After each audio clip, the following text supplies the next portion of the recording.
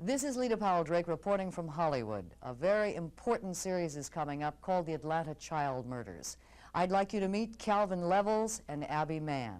What I find really interesting these past couple of years is those subjects that were highly controversial, which wouldn't even be considered to be aired on the network, have been some of the most successful in terms of numbers of audience viewing the shows this past couple of years, like The Burning Bed, The Day After, Something About Amelia. We're talking about incest, we're talking about rape, we're talking about nuclear attack. Those things that the networks wouldn't have touched with a 10-foot pole, obviously the audience wants to see. And here comes The Atlanta Child Murders. Well, let me say that I'm not new to controversy.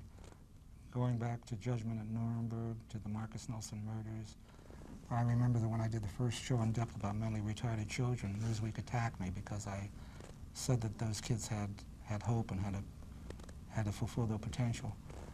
When I did the Marcus Nelson murders, which was the birth of Kojak, a boy was in jail for having raped a couple of women and murdered them.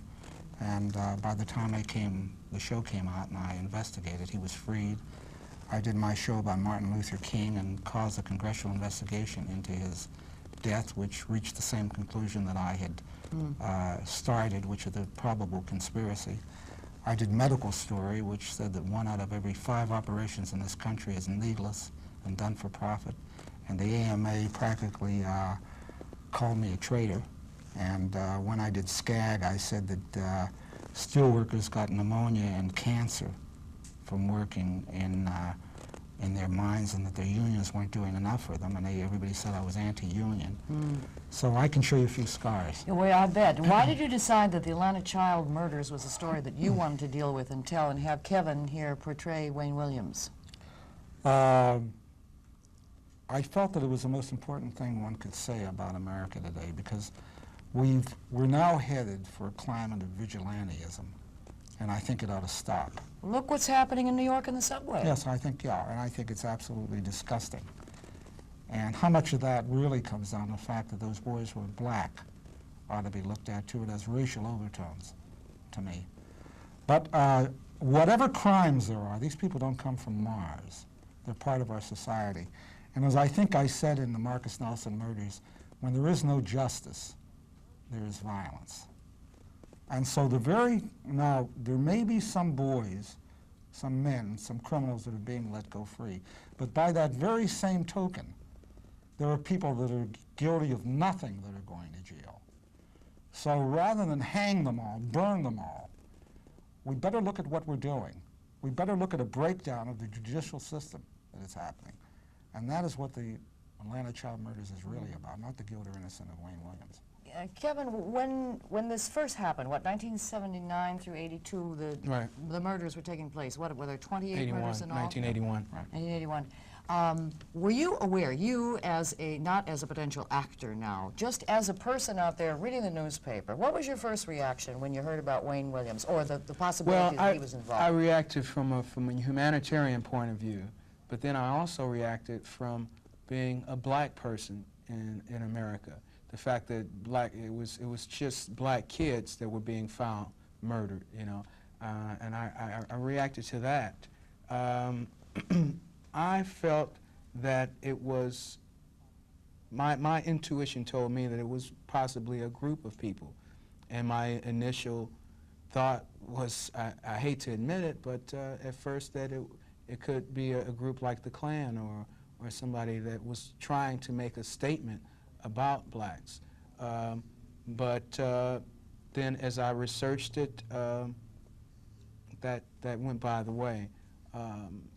And I'm not sure who it is that's involved. I have no idea who it is. You know, I had an opinion developed too, for whatever it's worth. I thought it was a black female social worker who was psychotic, who was going to get rid of troublemakers. And I figured, oh, they'll find her out there. Well, of course, they put the finger on Wayne Williams. You had a chance to talk to Wayne Williams. Yes, I did. In prison. Did you get a sense of guilt or innocence? It's difficult to tell. It's difficult to tell what lies in the human heart. I would rather make a basis on the basis of evidence and whether or not it was proven or not. And if you're asking me my personal opinion, are you? Yes. My personal opinion, I have great doubts whether he did anything. What's the possibility of him being released? Well, there's certain possibilities. You know, I don't go into this in the show, but he was not read his rights. The Miranda? The Miranda thing. And the defense didn't pick up on this. God knows that there was enough for them to contend with. They were really understaffed. But it could be that he may be released even on that. But there are other things.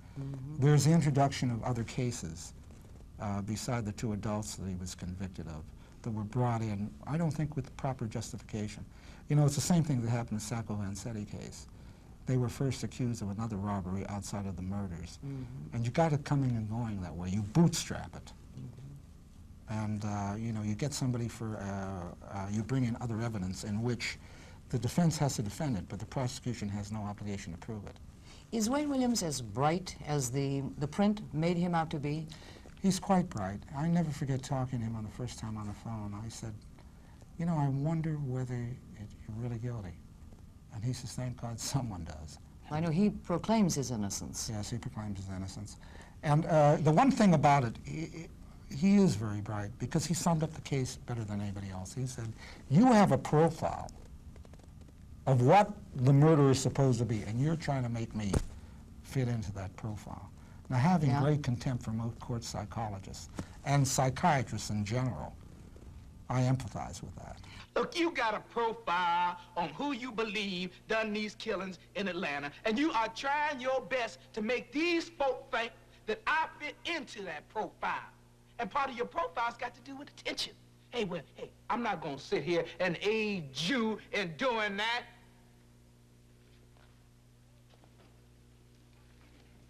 What else is in that profile? You published it in the newspaper. Why don't you just pull your newspaper and read it? Don't you feel that you need attention? I just answered the question. Isn't it true that you've been gaining publicity? From the first day you became a suspect. Yeah, it's true, but I didn't want it. And why did you hold a press conference on June 4th? Now, isn't it true that at least you fit the profile of being a person who needs attention? Isn't it true that this was your center stage, that this was your challenge of a lifetime? You must be a fool. Isn't it true that you consider this whole thing a contest between you and the police? No. Mr. Williams, were you playing cat and mouse with the police? Look, I don't have any intention of playing cat and mouse with anybody. You have harassed me, you have harassed my parents, my friends, and everybody else trying to put your little 2 bits worth of mess together. Did you see any pictures of Wayne Williams so that you could get manners or gestures or anything like that? Or are you just trying to develop a sense about him, Calvin? No, I didn't have the opportunity to view any video tape of him. I did view photographs from the press. I had mostly all of the New York Times articles that were written during that time. I did view those. I did listen to a tape, an audio tape of an interview between Abby Mann and Wayne Williams. It was about a 90-minute tape. And so I got a great sense of Wayne from listening to it. I also spoke with people who had met him, such as Abby and Chet Detlinger and some other people in Atlanta.